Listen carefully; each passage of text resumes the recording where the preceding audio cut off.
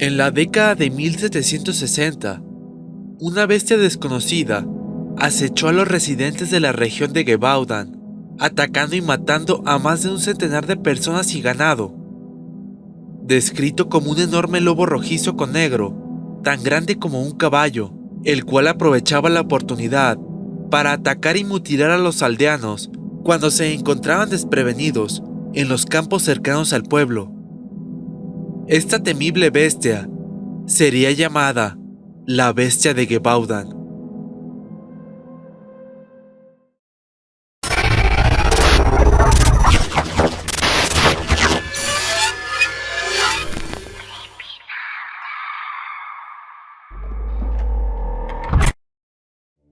La Bestia de Gebaudan es el nombre que se le dio al extraño animal parecido a un lobo gigante, el cual aterrorizó a la antigua provincia de Gebaudan en las montañas de Marguerite, en el centro sur de Francia, entre 1764 y 1770.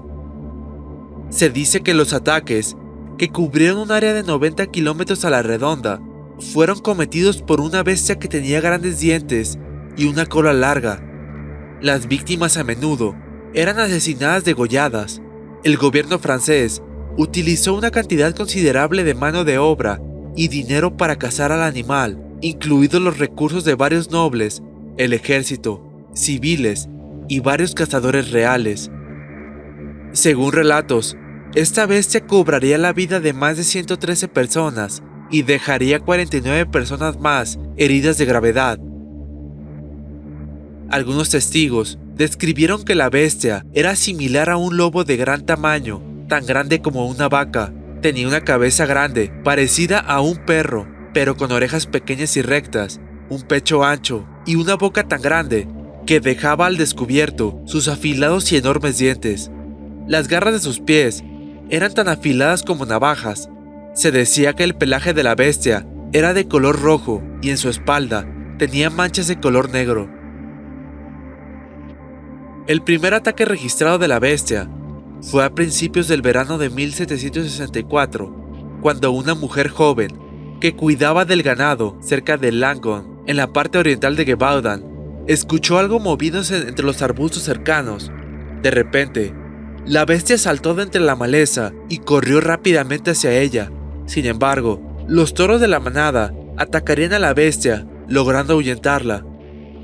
El ataque parecía ser un evento único. Eso fue hasta que unos días después se registraría el segundo ataque. Jane Bowlett, de 14 años, fue asesinada por la bestia no muy lejos del lugar donde se suscitó el primer ataque. Todo lo que se pudo encontrar en la escena fue su sombrero y zapatos llenos de sangre. Durante todo el verano continuaron los ataques. La mayoría de las veces era dirigido a hombres, mujeres y niños solitarios mientras trabajaban en los campos cercanos. A los pocos días, la bestia cobraría una nueva víctima. Emmett Marden, de 40 años, sería asesinado cerca del pueblo de Les Ubacs. Durante los últimos meses de 1764, se informaron más ataques en toda la región. Muy pronto el terror se apoderaría de la población, debido a que la bestia atacaba repentinamente a las personas desprevenidas mientras cuidaban del ganado en los bosques alrededor de Gebaudan. Los ataques eran brutales. Según los informes, indicaban que en la cabeza y el cuello de las víctimas eran a menudo las partes más dañadas del cuerpo, lo que sugería que la bestia estaba apuntando deliberadamente a esta región del cuerpo con una inteligencia y un propósito inquietantes. La gente comenzó a preguntarse si la bestia cazaba por placer o simplemente atacaba por instinto. A partir del 15 de septiembre, el capitán Duhamel y su equipo de cacería llamado los Dragones comenzaron la búsqueda de la bestia. Los campesinos se armaron y se dispusieron para ayudarlos en su cacería. Durante ese año, había 4 campañas de cacería simultáneas, comandado por Duhamel. Durante las diversas cacerías llevadas a cabo en el bosque de Mercoeur, la bestia jamás apareció. Incluso, se dice que huyó rápidamente de la zona. Posteriormente, el 7 de octubre, una joven fue asesinada en el pueblo de Abcher, encontrándose su cabeza 8 días después, con diversas mordidas en ella. Al día siguiente, un vaquero de 15 años fue asesinado por la bestia cerca de Lethbridge, Montivernux. Durante ese mismo día, la bestia atacó a otro vaquero cerca del castillo de Baum, propiedad del conde de Peire. Sin embargo, el muchacho se logró refugiar entre sus vacas para poder esconderse de la bestia. Al mismo tiempo, cazadores que salían de un bosque cercano se dieron cuenta de que la bestia estaba atacando al vaquero. En ese momento, dos de los cazadores apuntaron y dispararon sus armas contra la bestia. Esta huiría rápidamente y se adentraría en un bosque cercano. Los cazadores siguieron los rastros de sangre. Sin embargo, nunca lograron dar con el paradero del animal. Dos campesinos más aseguraron haber visto a la bestia salir cojeando durante esa noche, por lo que así se lograría herir por primera vez a la bestia. Las aldeas habían comenzado a ordenar a los jóvenes que no salieran nunca solos a cuidar del ganado. Sin embargo, 7 niños de la aldea de Villaret lograron sobrevivir a un encuentro cuando estaban cuidando el ganado. Según los registros, los niños se encontraban jugando cuando la bestia apareció repentinamente, agarrando con sus fauces a uno de los pequeños. Los demás hermanos rápidamente tomaron palos y piedras y comenzaron a atacar a la bestia para tratar de salvar a su hermano. Después de una lucha que duró varios minutos, ellos lograrían ahuyentarlo y salvar al pequeño. El 11 de noviembre, al ver la falta de resultados de las cacerías hasta la fecha, los estados de Languedoc se reunieron y propusieron una recompensa de 2.000 libras a quien lograra matar al animal. La frecuencia de los ataques aumentó durante el invierno. A medida que crecía la histeria pública, algunos creyeron que se trataba de un hombre lobo, el cual aterrorizaba la zona, ya que en muchas ocasiones las personas lo habían descrito como un lobo con apariencia humanoide, además que se le habían atribuido una gran inteligencia y astucia a la hora de atacar. Otros, que tenían menos inclinaciones sobrenaturales, suponían que los ataques de la criatura eran en realidad hechos por un lobo de gran tamaño o realizados por una manada de lobos. Estas creencias se debían a que había un número tan elevado de ataques en tan poco tiempo que muchos habían sido registrados y denunciados simultáneamente.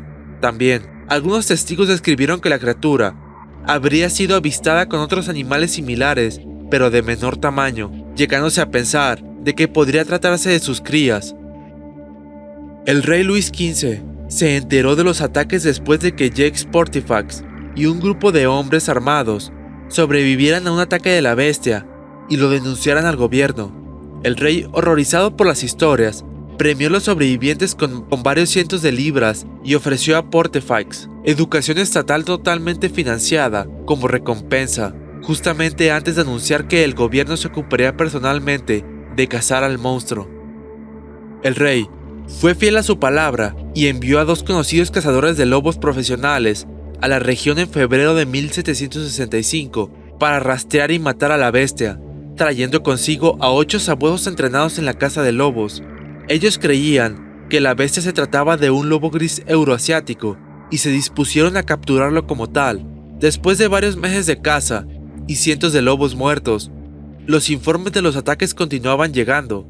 En junio de ese año, los cazadores profesionales fueron reemplazados por Francois Antoine, el propio teniente de caza del rey. Antoine mataría a varios lobos durante su caza, que culminó con la captura y muerte de 3 grandes lobos grises en el otoño de 1765. Se decretó que el más grande debía ser la bestia, ya que pesaba 130 libras, medía 31 pulgadas de altura y más de 5,5 pies de largo.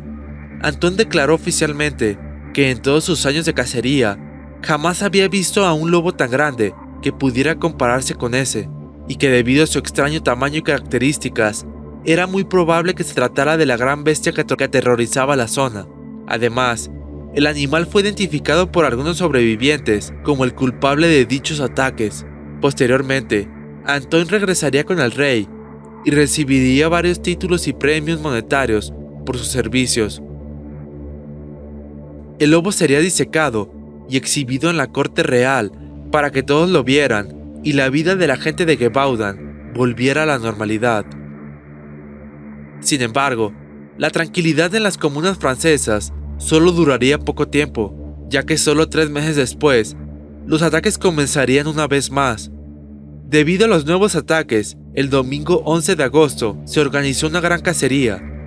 Mary Jean Ballet, de 20 años y sirvienta del cura de Paulhack, junto con otras campesinas, se encontraban colocando una escalerilla para ayudar a cruzar a los cazadores en un pequeño arroyo. En ese momento, fueron atacadas por la bestia. Esta se abalanzó sobre Mary Jane. La joven sirvienta enfrentó al animal y peleó sin miedo, tomando una de las lanzas que llevaban con ellas y clavándosela en el pecho. La bestia cayó al río y rápidamente salió del agua y desapareció entre la vegetación del bosque. La historia llegaría rápidamente a Antoine, quien fue a la escena para encontrar la lanza llena de sangre de la criatura, y diversos testimonios de personas que aseguraban que la criatura había recibido diversos disparos sin causarle daño aparente. Posteriormente, Mary Jean sería conocida como la Dama de Gévaudan y sería homenajeada con una estatua que simboliza su gran valentía. Aunque hubo un breve periodo de calma, los ataques se reanudaron y continuaron durante todo el año de 1766. Se decía que la bestia se había vuelto más cautelosa y ya no atacaba de día o en campo abierto. Los administradores de Gévaudan prosiguieron con las cacerías y llenaron las regiones de carroña envenenada, pero esto no arrojaría ningún resultado. En la corte, el asunto se había dado oficialmente por cerrado y Luis XV no tenía ninguna intención de reabrirlo, especialmente cuando la historia ya había traspasado las fronteras del país y los ingleses se burlaban de la ineptitud de los franceses a la hora de abatir a un solo animal salvaje. Durante los años de enero y febrero de 1767, los ataques se volvieron más frecuentes y violentos.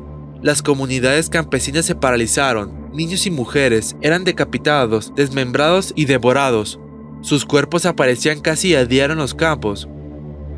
Tras medio año de imparables ataques, el 19 de junio de ese año, en una cacería organizada por el marqués de Gévaudan, en el que Jean Chastel, haciendo uso de 3 balas de plata bendecidas en una procesión, lograría matar a la bestia de un certero tiro en la cabeza.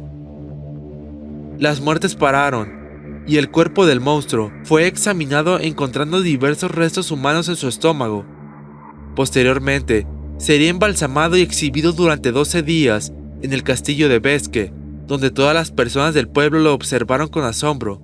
Solo un par de días después, el cuerpo, en muy mal estado, debido a la mala técnica de embalsamiento, llegó a París, donde poco a poco se fue pudriendo, haciendo imposible su preservación.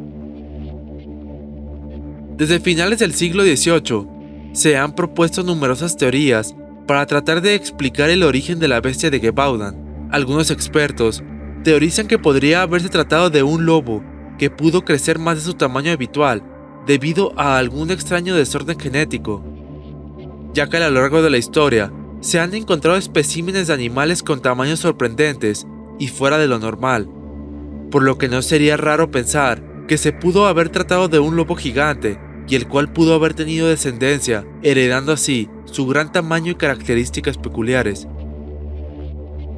Otros expertos hablan sobre una posible especie híbrida.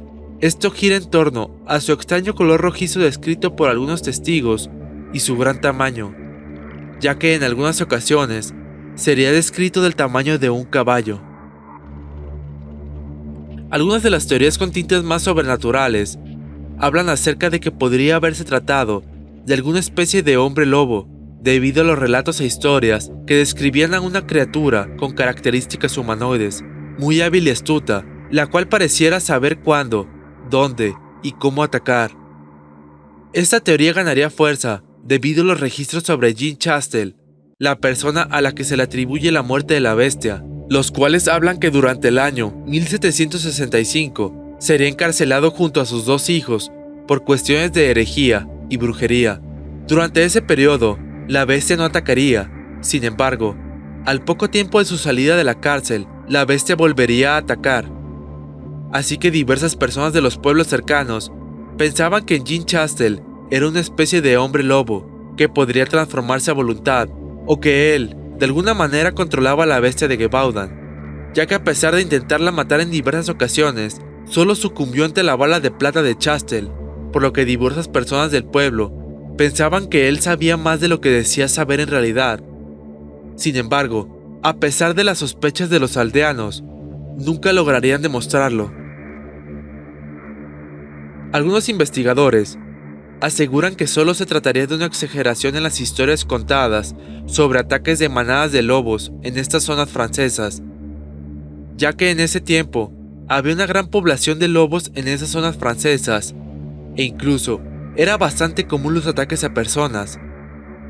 Aunque esta teoría no explicaría el por qué la bestia de Gévaudan era descrita de un color rojizo y tenía extrañas formas en su fisionomía, como dientes más largos, enormes garras afiladas y unas orejas sumamente pequeñas, ya que estas características no son pertenecientes a las especies de lobos que habitan en estas zonas. Hasta el día de hoy, en algunos lugares de Francia, se toman muy en serio las historias sobre la bestia de Gévaudan y aseguran que se trata de un ser sobrenatural, el cual se encuentra acechando y esperando a su próxima víctima en las profundidades de los bosques franceses. Sin embargo, quedan muchas preguntas sin respuestas sobre esta misteriosa criatura, y hasta el día de hoy, el tema de la bestia de Gévaudan continúa siendo un completo misterio. ¿Acaso los ataques habrían sido realizados por una especie de lobo híbrido? O tal vez pudo haberse tratado de un ser sobrenatural. Dime qué opinas al respecto. Si te gustó el video, dale like y compártelo con un amigo. No olvides suscribirte al canal y activar las notificaciones. Recuerda que también nos puedes seguir en nuestras redes sociales como Facebook, Instagram y TikTok, donde subimos continuamente contenido muy interesante.